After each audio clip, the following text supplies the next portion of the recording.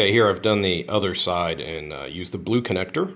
So a little bit bigger, I can fit both of the thicker wires in, and as you can see, a little bit cleaner install going that way. So as you look at it, I've got my white wire here, which is my control from the 0 to 10 volt coming in from whatever controller I'm using. And then I've got it grounded as well right here. And then I've got a common ground to the power of the actual driver unit. And so this is what's going to make it turn on still whenever the timer controller turns it on. Now again, in a manual dimmer, more than likely instead you may have 4 wires, or if you still have 3, that's going to be the same thing either way. And so that's what we've got. Step, I'm going to take the other end of the wire and I'm going to feed it through.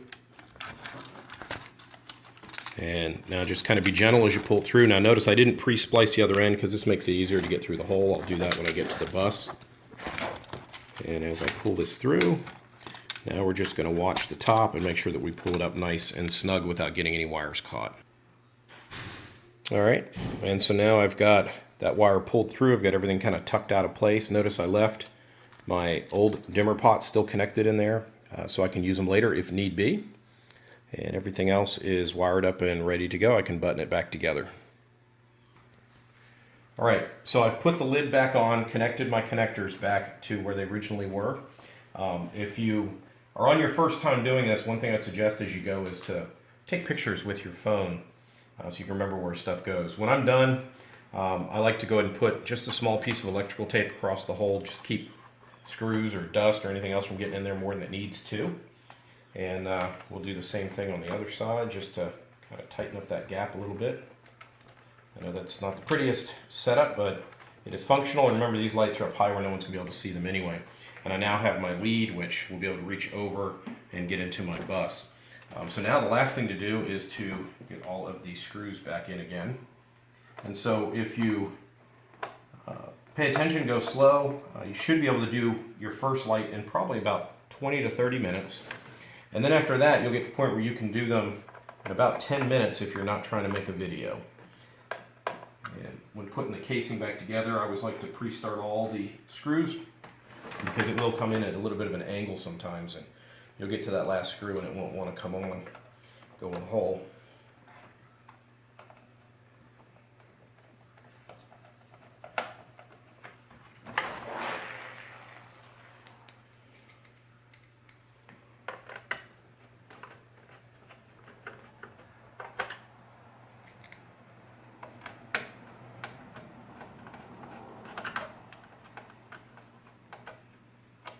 And these screws will strip, so they don't have to be super tight. Just take them up till they snug up just a tiny bit, and they're fine. They won't rattle loose or anything like that. I've had to work in a couple people's where they really just cranked these screws down and they were stripped out, and it was really difficult to get them out.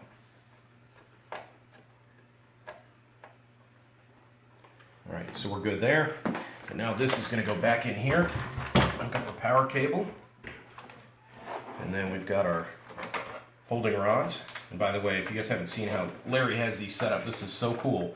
They just go right into those slots when you lift this up, so he can pull them out very easily. What a great little system for hanging these guys. And so the last step we got is we're going to have to run that last set of wires to the bus here. And so now I'm going to strip this side back. Use this one.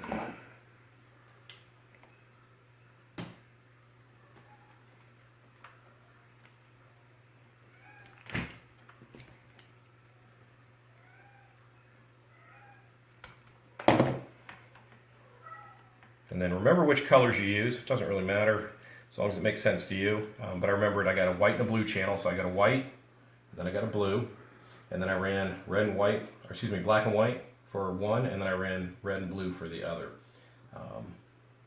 And so whatever works for you to remember, that's fine. We don't need the other 3 colors, so I'm just going to cut them back to get them out of the way. And then I'm going to strip my pairs and be good to go. Now the one thing to remember is that the apex is backwards, so I'm going to actually wire these now backwards to what I think I should be doing in order for it to work correctly.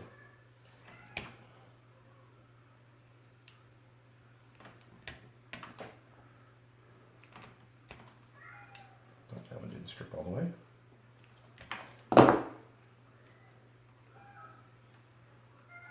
Alright. And just put a little bend in these guys so they'll go on easy.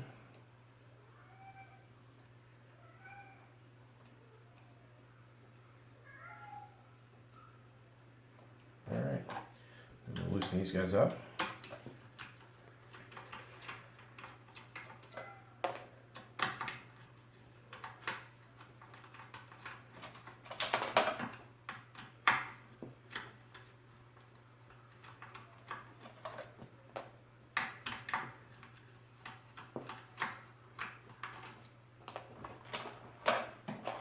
All right, so my first one coming in, this one here is going to be my blue channel. And so blue is blue with red. Red is positive, but remember on Apex, it's actually the black that's positive and the red that's negative. So I'm actually going to switch them around. I'm going to run my ground to the red. Let's try this again.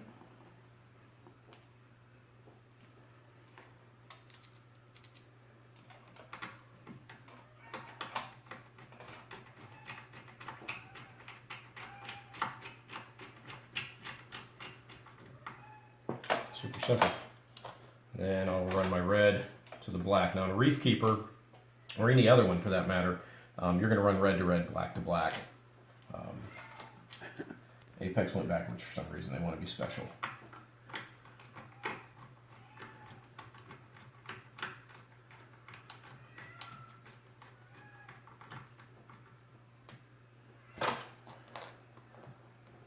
And then the same thing on this one. And so on this one, remember the white was positive.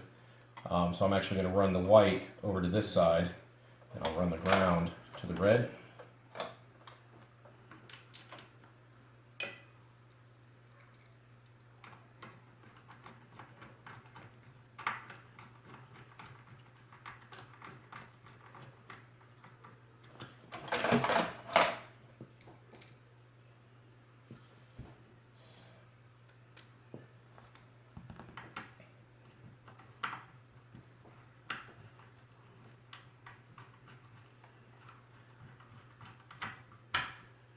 Alrighty, and so now we've got both channels hooked up, hooked up inside the unit.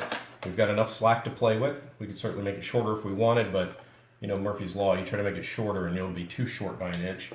And so now all we have to do is repeat the process for the other light. Now the other light, when I bring its wire in, I'll end up stripping it, and it's literally going to come in with the exact same connections right here, and then run over to the other light.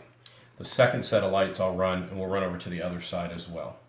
So that, in a nutshell, is how you hook it up, and then run it on the Reef Keeper, and we'll take a picture of that working here in a few minutes.